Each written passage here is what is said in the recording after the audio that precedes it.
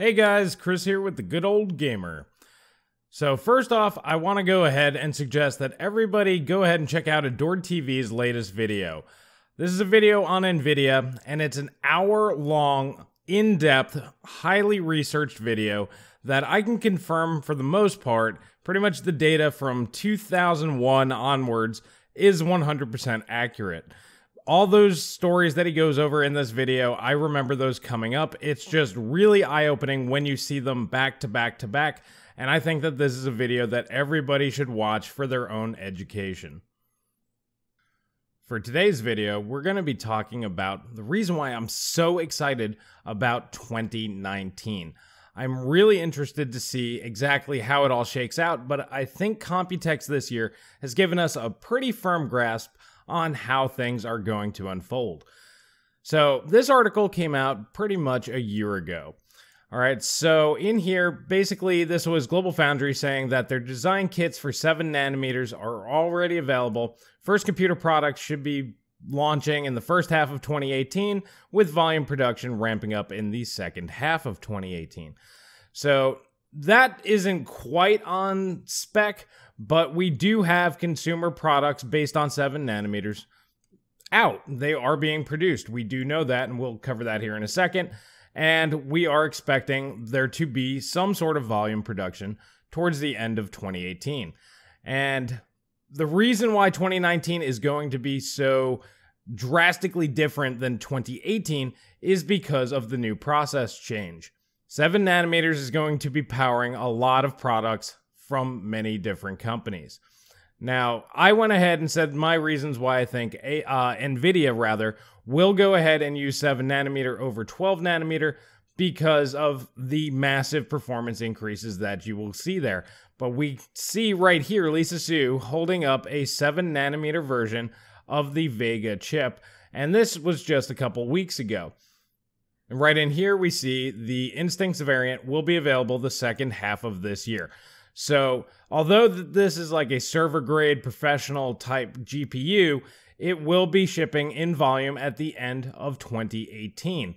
And that lines up with what I just read from last year. So, the roadmap for 7 nanometer seems to be pretty much on track to what they were expecting all the way last year. But the big question is, why is 7 nanometer so important? Well, luckily, AMD actually gave us hard numbers as to what we can expect out of this process. The 3 numbers that really come up is the 40% die reduction, the 35% performance increase, and the 40% power reduction. Now, you might be going, wow, that's crazy and that's unexpected. No, that's pretty typical for an actual node shrink. So these numbers aren't out of this world, but it's nice to actually see them put to practice. Now, some very enthusiastic people out there took the die shot of the Vega 64 7 nanometer right here and compared it to the current Vega 64, which was measured out somewhere around the 500 millimeter squared mark. The official number is 486 millimeters, but a lot of people measured them themselves at 500, so let's just say 500 for a ballpark number. All the way down to pixel counting to get somewhere around 300 millimeters squared. So this means that the 40% die reduction, if you do the math, 510 minus 40%, and then that would equal about 300 millimeters squared. So that is dead on. So the numbers are lining up with actual facts in reality. Now, in the last video, I went ahead and was talking about GPUs and the fact that NVIDIA will likely skip 12 nanometers and go to the 7 nanometer process because they're a smart company and it makes sense for them to do so. A lot of people don't seem to realize that AMD's products will be infinitely more competitive against a 12 nanometer product than they will against NVIDIA's 7 nanometer products, where they do hold an architectural advantage. Now, I keep bringing up this WCCF Tech leak specs for the GTX 1180 because they went ahead and assumed that they would use the 12 nanometer FinFET. And if you actually do the math on the other 12 nanometer products that we've seen, this makes a lot of sense. These numbers do line up for something that would be a 104 class GPU. We have 400 millimeters squared, This lines up with the GM204 as that's 398 millimeters squared, so that'd be a similar size. And considering that they're speculating that it's going to have the same amount of CUDA cores as the GP102 or the GTX 1080 Ti, which comes in at 471 millimeters squared, going down to 12 nanometers, shrinking this down to 400 millimeters squared would make sense. They also predict that the TDP would be anywhere between 170 and 200 watts, which going from the 16 nanometer process down to the 12 nanometer could reduce from the 250 watts down to that 200-ish watt range. And that also makes a lot of sense. Now we know the absolute best GPU that NVIDIA can produce on 12 nanometers is already out. It's the Titan V graphics card, and they want $3,000 for it. Now, the Titan V is an 815 millimeter squared GPU. Now, a lot of people misconceive this and think that that includes the HBM. It does not. That is just the GPU die, and the HBM modules are on top of that and make the package even larger. Now, selling a 815 millimeter squared GPU to consumers is just unfeasible. It cannot be done. Now, could they strip a lot of things out like the FP64 cores and the Tensor cores? They absolutely could, and still retain the 500 or 5120 CUDA cores, and it would still be a pretty compelling product, and likely bring this down somewhere around the 600, maybe the mid 500 millimeter square range, and you could probably see that as like a Titan class GPU, not the Titan V, but like the $1,000 to $1,500 range. But then you're missing out on what RTX is going to be bringing, which then needs Tensor cores. So it simply doesn't make sense that they would stick with the 12 nanometer process. But if they choose to do so, well, that's on them. And I'm going to show you the reason why that's probably a really bad idea. AMD has already stated that the Vega 64 7 nanometer will be 35% faster. I showed this in the last video. If you look at Techpowerup's database, the Vega 64 is 25% slower than the 1080 Ti. Now, like I just showed you, if they use 12 nanometers, this will likely be the 104 class spec right here. Basically the same thing as the GTX 1080 Ti, probably clock a little higher, and will probably be about 10% faster. So going back to Vega 64, if we added 35% on top of this, we're going to be roughly at the same exact performance as the GTX 1180 on 12 nanometers. So that means that AMD would have a reasonably competitive product with NVIDIA. But the big difference here is we're looking at a 400 millimeter squared NVIDIA chip competing against a 300 millimeter squared AMD chip. Now, I know a lot of you guys are going to be saying, well, HBM's more expensive and that takes up a lot of space there. And I saw those comments on the last video. Remember, Vega is also on AMD's APUs and can use DDR4. AMD can put whatever memory controller they want into Vega and make any GPU that they want. There are also the rumors that Navi will be coming out, and it'll be more of a mid-range chip, probably something similar to this right here, which we would consider a mid-range chip due to its die size. And they will just skip Vega and just go straight to Navi. That may or may not happen. We don't know. That's just a speculation at this point. But we do know for a fact that Vega 64 on 7 nanometers is a real product. It is being produced, and we have an idea of what the performance numbers will look like from this GPU. And if at any time AMD wants to bring this to the consumer market, there's literally no reason why they can't. So this is a known quantity, and that's why I'm using this for an example. Perhaps they will go with Navi and wait a little bit longer, but if NVIDIA thinks that AMD would not release a 300 millimeter squared GPU that would easily compete with a 12 nanometer GPU at 400 millimeters squared of theirs, that's just crazy. They absolutely will, and they would be virtually identical in performance. Now, let's say NVIDIA is smart and they are waiting for 7 nanometers. This is the reason why we're hearing that the next GPUs may cost a lot of money. If they do release GPUs on 7 nanometers to consumers in 2018, it's a brand new process. AMD is only selling to businesses and servers and things like that, it's obviously going to be extremely expensive due to yields. Consumer grade parts really aren't expected until the end of Q1 or early Q2 of 2019. And that's about the time that we're expecting to see Zen 2 also on 7 nanometers, likely in the March to April timeframe. So we know for a fact that consumer grade 7 nanometer parts will likely come out in bulk in that particular timeframe. Once again, if NVIDIA does go ahead and release their GPUs on 7 nanometers, does it really matter? And the reason why I asked that is because a few videos ago I said, as long as you're doubling your performance, you'll be just fine. Now, if we take a look at the RX 580 here, it's a 232mm squared GPU. Now, this is a bit smaller than the 300mm squared Vega 7 nanometers, and it's a little bit cheaper to produce. But if we take a look at the 1080 Ti performance relative to the RX 580, it's twice as fast. Nobody would say an RX 580 is not perfectly capable of handling 1080p just fine, because it does. Now, if you double your performance, the 1080 Ti can handle 1440p just fine, and even 4K 60 with some tweaks to settings, absolutely okay. So that puts the Vega 64 7 nanometer at least twice as fast, and likely a little bit more, than an RX 580. And considering it's still in the same realm of possibility as far as die size go, it's kind of in the same ballpark there. At any time, AMD could replace this GPU with that one. Like I said, for them it would likely make sense for them to use a GDDR6 memory controller to bring prices down. And like I said, for all of you guys out there going, oh, they can't do that, once again, we have Vega GPUs on APUs using DDR4. There's literally no reason why they could not do that if they wanted to. But once again, that's just my opinion using products that we know that actually exist in reality today. Anything is possible.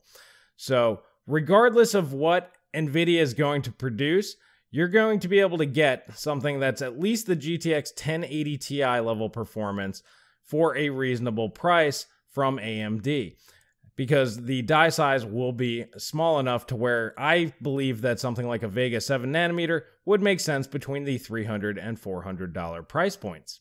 And if we think of the GTX 1170 matching the 1080 Ti performance, which is something a lot of people expect, we also expect this GPU to be somewhere in between the $350 and $500 price point. So regardless, AMD will be competitive with that class of GPU. And we do know for a fact that the GeForce X70 series and lower is where the vast majority of gaming GPUs are sold. Now that $350 to $500 price point, that is a hot market. A lot of people do buy the X70 level graphics cards. So I just showed you right there that pretty much no matter what, unless NVIDIA has something that is infinitely more powerful than a GTX 1080 Ti and they're willing to sell it in between $350 and $500, AMD will have a competitive GPU. And that's really awesome. That means that no matter what, it doesn't matter which GPU company that you root for. I mean, it's up to you who you want to buy from, but you will have options, which is something that we didn't have this year. Now, another thing that's going to help with the competition on the GPU side is the fact that TSMC will be producing the 7 nanometer products for AMD's graphics division. Now, this is really one of the biggest things that NVIDIA had over AMD during the last generation for its 10 series there.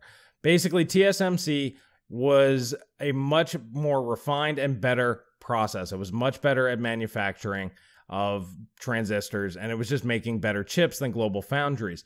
And that's the reason why NVIDIA was able to achieve such high clock speeds at such low power consumption.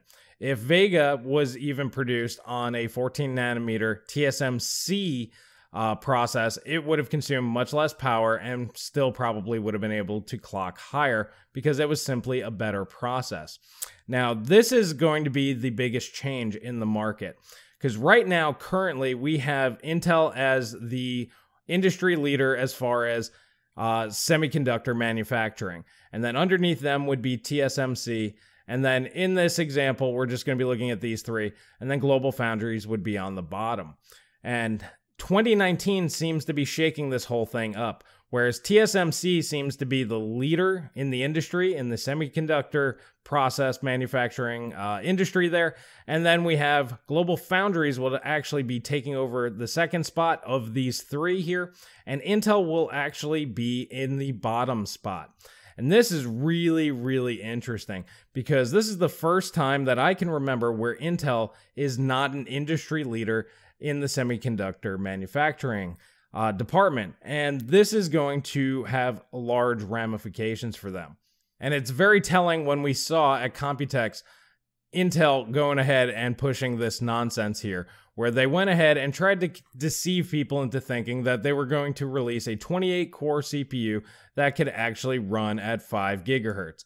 Now, I think everybody at this point knows that that's just BS. I knew it was crap the second I looked at it. I actually thought it was an experiment. I actually thought that they had a pro overclocker come out and say, yeah, it's possible. Look at this. This is really cool. Like almost just a proof of concept. But people bought this up because Intel really has nothing to show. Their 10 nanometer process, which is exactly the same for the most part, with the 7 nanometer process from both Global Foundries and TSMC, or at least on that same level, is not working. It's not coming out right, and it's not hitting its expected performance, and it likely will not be fixed until at the very earliest late 2019, where it's honestly just going to be too late to the market. So we're going to see Intel basically lose its market dominance next year entirely. Once again, going back and harping on that 7 nanometer process, AMD is looking to bring out a 64-core, 128-thread EPYC CPU. This basically means that they're going to be upping their CCX count from 4 cores to 8 cores. And this is going to be huge. This means that while Intel may be launching their 8-core CPU towards the end of this year, AMD will be looking just a few months down the road, you know, that March-April timeframe when Ryzen typically launches. They may launch a 16-core mainstream GPU, dual CCX, single die, 16 cores, and 32 threads on a mainstream platform. Plain and simple, because they have the process advantage, they will be using either TSMC or Global Foundries 7 nanometer process, something that Intel just can't compete with on their 14 nanometer process, and their 10 nanometer process is just not there. So they cannot compete because they can't design die small enough to keep up with that core count. They will also get the added advantage of the faster clock speeds that do come from that as well. So we will likely see an equalization as far as the clock speeds go. I would expect another 10% bump, as well as the higher core count. Also, another great benefit to the 7 nanometer Zen 2 architecture is they could release a die with only 8 cores and 16 threads. And this means that it's just a single CCX, much like what we see on the 2200G and the 2400G. And then that means that there would be no interconnect latency that we have on the dual CCX dies that we have today. This means that AMD can eliminate one of its biggest bottlenecks right now by just designing the 8-core 16-thread single CCX die. And that die will be extremely small and cheap to produce. And they can go ahead and literally sell an 8-core 16-thread CPU at the same price as a 2200G if they wanted to. They won't, because they're going to want to make money on this and capitalize on the situation, and I don't blame them. But even if Intel could somehow pull a rabbit out of its hat, AMD will be able to crush them on price in a way that Intel just cannot compete next year because they don't have the manufacturing process to do so, and they just don't have the technology. In fact, after this showing right here, the desperation in Intel, until they have a new architecture, an MCM architecture, they just will not be able to compete with AMD pretty much from 2019 onwards until that happens. They have to get their manufacturing processes up to snuff, and they need an MCM architecture. So that is completely flipping the CPU market on its head starting in 2019. And that's great. We need to see market penetration and overall market share come closer to that 50-50 mark. So if Intel's got to just be completely worthless for 2 or 3 years for that to happen, that's fine with me. And then let's bring back on the competition, because I don't want anybody being market dominant. Oh, and I forgot to mention, Intel is officially joining the GPU market as of 2020. So we have things to look forward to even past that. Now, if you watch that video that I recommended from Adore TV, you know that a third GPU manufacturer is very much needed in the market, because this will shake things up even further. What's also kind of interesting is Intel does officially support things like FreeSync, which is also being supported by Samsung on their brand new TVs. So pretty much most of their 2018 TVs have been updated to support FreeSync. Intel already supports FreeSync. That's another thing that basically AMD has another win in its column, and another major reason why they're looking much, much better now. The Samsung TVs going with FreeSync and that just being a free update is huge. I'm actually looking at these TVs now as I am a couch gamer, and for me, that is huge. NVIDIA's BFGDs, I did a video on that. They look really cool, but at the same time, we all know that they're going to cost a fortune. It's going to be an ultra premium product, whereas you can get a $1,000 Samsung TV that has FreeSync built in. It will do 1440p 120 Hz and 4K 60 Hz. And realistically speaking, for most people, that's going to be good enough. If you want the high refresh, just lower the resolution a little bit. If you want the higher graphics, the higher definition, you can go ahead and do that as well. You just have to play 60 frames per second. But realistically speaking, for most people, that is a good compromise, considering you can get a $1,000 TV versus everybody was thinking the BFGDs will likely be somewhere between $3,000 and $5,000. So I don't really see that taking off. So that's my take, guys. I'm really excited. I like all this new technology. I like the Samsung TVs. I like the fact that we're going to have AMD being competitive on the GPU side. The CPU market's going to be completely flipped on its head. We're going to see a completely different landscape at the end of 2019 than what we have right now. And like I said, it all comes down to 7 nanometers. And then, of course, we have Intel joining the GPU race in 2020. That's really awesome. Like I said, more competition is better for everybody.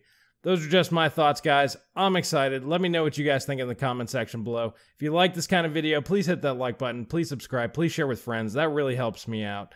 Now, before I went on my break, I went ahead and said that we're going to be talking more about games on this channel, and that's going to happen. I just wanted to go ahead and get this out there because this stuff's important. I mean, this is cool, and I'm excited. Computex really got me excited, even though there was really nothing announced there. It's what wasn't said really kind of got me excited, and the little bits that we got, you know, I kind of filled in the blanks there, and that's what this video is about. So I wanted to do that for you, but starting in the next video, we're going to start talking about games, and we're going to start off with Anthem. Anthem is a game that I was very hesitant on, and especially with Star Wars Battlefront 2 and all that nonsense that went on last year, I really was not expecting to be as hyped up about it as I am now. And I want to go over the reasons why I think that that game's actually going to be a lot better than what we were expecting. My expectations were so low that pretty much the fact that it doesn't have loot boxes has already exceeded my expectations. But I think it's actually going to be a much better game than most of us will give them credit for, mostly because of the fact that it's built by EA or being published by EA. So I want to talk about Anthem, get my thoughts out there, see what you guys think. And then we're going to continue on with most of the bigger games from E3. I'm going to try to get Joe on here, or the Varangian. If you guys want to go ahead, links to his channel will be in the description below. Go ahead and bug him, tell him to get on here, and this way we can have a discussion about these games and our thoughts. This way you get more than just my opinion on it. And yeah, hopefully I can get him on here a little bit more, because I'd like to have that sort of banter about some of these new games. And then I'm also going to go ahead and start covering older games that maybe new gamers aren't aware of that are really, really good. There's a few of them that I picked up. I'm going to cover some big ones, but that's what we're going to be doing moving forward, because what's the point of looking at all this hardware if you're not actually playing games? As a PC gamer, if you're buying GPUs and CPUs and you're not gaming, well, I just don't understand the point at that point. But that's just my take. That's all I have for today, and I will catch you guys in the next video.